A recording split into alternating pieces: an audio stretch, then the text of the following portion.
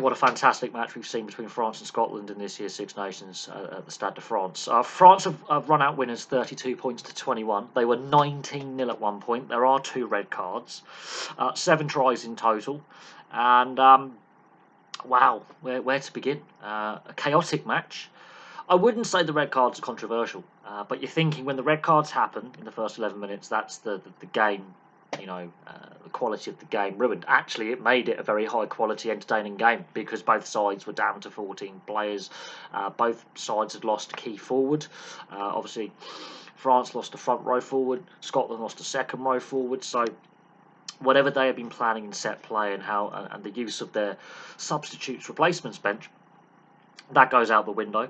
Some great interplay by both sides, some great handling skills, and Finn Russell, good and bad at the same time. Finn Russell, there's never a dull game with Finn Russell, and there's never a dull game involving these 2 sides. France versus Scotland always throws up a thriller. Now, from the first whistle, France started off very brightly. They started quick against Italy as well, and they had to battle in that game. In this game, they started brightly again. Roman Entertaing scores the first try after just 4 minutes of play, and that's a good wraparound play. Scotland has started brightly in the first couple of phases. France get down the other end, and they look like they're dominating the collision. They're dominating the line breaks, the attempted line breaks, the ruck and the maul. They're winning that contact battle and the yardage after contact, which is also another thing that is noted for those advanced stats nerds. That is a wraparound try. All the back line go to the left-hand side. And Entertaing, he can get criticised for some of his game management, but when he's a running fly half, he's very good. And that was a very well taken try. Ramos, very well taken conversion. Then we have the Grant Gilchrist red card. Now, at the time, the French physio comes on for a concussion check. The player's obviously had a bang to the head. The player wants to stay on. The French physio says, no, you're not. And fair play to the French physio. But because suddenly there's an HIA, and then the replay gets shown, suddenly the TMO gets involved. Now, the referee and his 2 touchies haven't seen the incident because of the speed of play. But actually, when the TMO gets involved, they do actually put the speed of play in. And then, is there a mitigating circumstance? Grant Gilchrist does not wrap. He leads with the shoulder. That's a shoulder charge. That has never been an acceptable rugby union attempted tackle, or even rugby league for that matter, because the primary contact is with the head. Whether he meant to drill him as hard as he has, or as he's mistimed it, at least attempt to wrap your other arm. I know it's a 2-man tackle, but that is a straight red.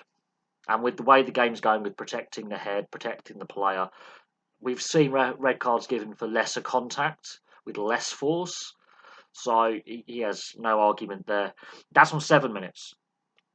Not long after that, literally in the next phase of play, from that resulting penalty, Demortier scores his try on 8 minutes. He's a very good player. He has no fear in him. And that was on 8 minutes. And so you're thinking Scotland are in trouble here. They're having to rearrange their forward pack. They're now down a man. But guess what? They're only down a man for a handful of minutes, 4 minutes, before Mohamed Hawais gets a red card for a deliberate head-on-head contact with the Scottish scrum half. And this is not his first red card in this fixture. Again, had he led wrapped before, and it's a different debate. It would have been a penalty for offside and playing the scrum half. But he leads with the head. And so not only are you endangering your opponent, you're endangering yourself. Now, again, no mitigating circumstance, straight red. And again, whether we can agree or disagree with the amount of time it took to come to a decision, or whether the referee and his assistants on the field miss it initially, the TMO has to get involved, is irrelevant. Because of the speed of the game now and how well rugby want to speed up the game, you're going to have these faster incidents, which has been argued for a long time. Both of them are deserved reds. There can be no defence for them.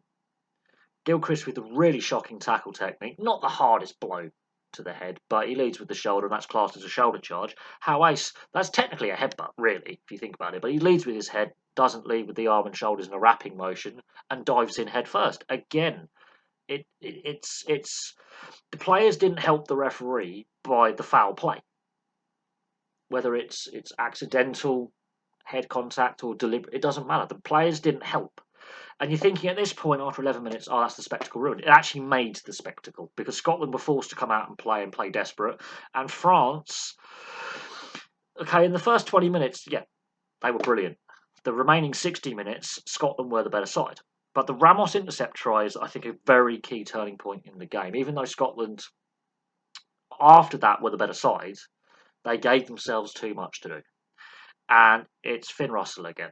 And unfortunately, and we've seen this in several games, the intercept, all 3 games this week, and there's been an intercept try. He got too flat to the line.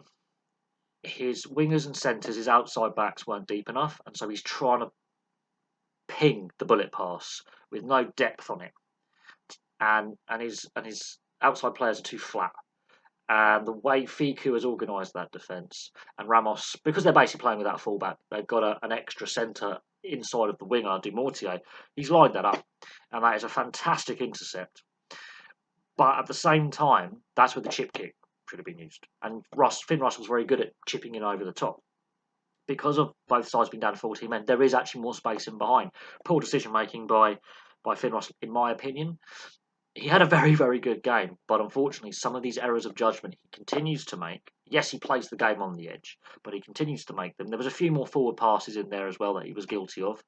The ball's got the chip in now, so we can actually on the GPS tell if it's gone forward or backwards, so the players cannot complain if it's a forward pass or not. But in that instance, the chip over the top was on, or keeping it, just a shorter pass to the next player was on. Just keep possession, keep hands on the ball when you're 19-0 down. Yeah. So that was an error of judgment there. But you want Finn Russell to play on that fine line because he does create Hugh Jones's tries. He does get a try himself by playing on that line. But his decision making has improved. He still does things like this in key moments. And in a game like this, that was a major moment, which then made it too hard, I think, for Scotland to really claw back the deficit. However, saying that, glimmer of hope because Hugh Jones scores his first try by running a brilliant line. And this is when Finn Russell gets those cheeky plays right and gets those, cheeky, miss passes and these little back of the hand passes and he brings players in who are running a line on a good call. Finn Russell then does the brilliant stuff after doing the stupid stuff. And this is the enigma that is Finn Russell. He's good on. He has a bad moment and he has a good moment. He does create Hugh Jones try, first one on 25 minutes, and it gives Scotland hope. Ramos responds with a penalty, and at half-time it's 22-7. It's the second half where Scotland are on top. Hugh Jones gets his second. Hugh Jones is a wrecking ball of a man. He's not the biggest centre, but my God, he's powerful. He creates his own try by his initial run, which then gets the French defence on the back foot, creates space, so then when he gets a later phase and he gets the ball, he's already caused the French defence to be on the back foot rather than on the front foot, which is a Sean Edwards style defence. He's put the French defence on more defensive than aggressive. So Hugh Jones basically creates his own try by just sheer willpower, by breaking the line initially, although there's a lot of phases involved with that. It's his run that is key to that one. Ramos, again, the French did keep the scoreboard ticking over. So they're just keeping their heads above water. But Scotland are now breathing down their necks. The discipline's gone, the scrum's gone, and they are looking tired because they are doing a lot of defending in the second half. A lot of defending. There was one point in a 10-minute spell they had 2% of the territory and only 35-40% of the possession. So it really was starting to tell the Scottish possession and weight of it. And they were actually doing things with the possession. They weren't just having lots of possession and coming up short like Wales did yesterday, for example, in their own half. Have ball, kick it. They kept it in the hands. They kept going through the phases and testing that French defence.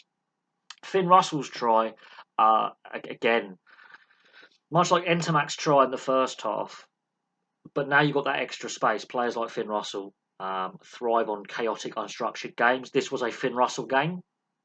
So if that pass comes off in the first half, where Ramos intercepts, Scotland may actually win this game. That's the key moment, in my opinion, because the second half, it was all Scotland. Finn Russell gets his try in 68 minutes, now it's 4 points in it, and the French are all over the place. The French have barely had the ball. And then it's the last 10 minutes of the second half where Scotland, game management, patience is lacking, execution goes out the window. They had the French on the rack. The French are hanging on at this point, and then focus, concentration, execution of game plan. And yeah, okay, the French do some cheeky little penalties, tap and goes when they're signalling to go for touch, which ultimately leads to the Gael Fiku try. But because Jalibert says, "Oh well, it's our penalty. I'm not kicking for goal." Tap and go, gone. He like does it a few times. Final time, Gael Fiku, who in defence has been an absolute animal as usual. He's underrated in an attacking sense as well. Again, very similar to Hugh Jones's first try, running a very similar line. And that is the bonus point win for the French. I don't know what it is with Scotland-France games. I don't know what it is watching Scotland. You don't know what you're going to get, but they are more consistent this year. This is something that they haven't done before, where they win one, lose one. They've won two in a row, and I think you could class this as a narrow defeat, even though the scoreline doesn't suggest that.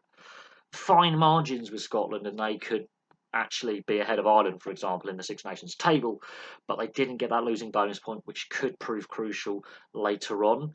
The only team right now that can win the Grand Slam is the Irish. Whether they can actually do that or not is another thing. France can still technically win the Six Nations, depending if Ireland slip up.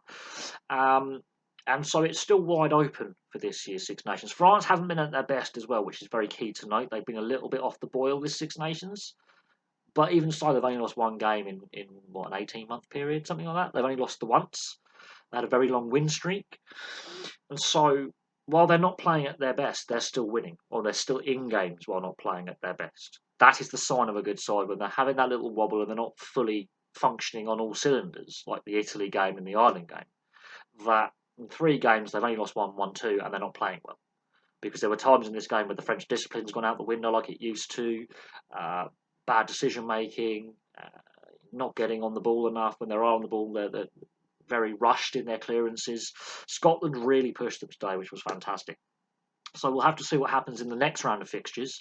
Looking at it, I'll do a review of the Six Nations after 3 rounds of fixtures, and it's very clear that one of the nations is in transition.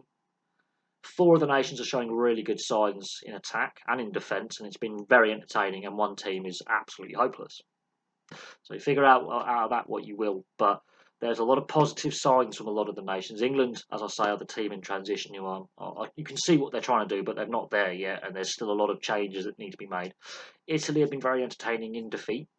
And they you can see what they're trying to do as well. Scotland, Ireland, and France. France are looking a little bit human. Ireland are looking like a well-oiled machine, and Scotland are finally fulfilling the promise and potential. I think when Gregor Townsend was implemented as head coach, they're finally showing that potential. Wales are hopeless. Best way to describe it. Anyway, thank you very much from me. I'll have some more content for you very, very soon. Please leave a like and subscribe in the comment section and comments in the comment section below. I'll have some more content for you very, very soon.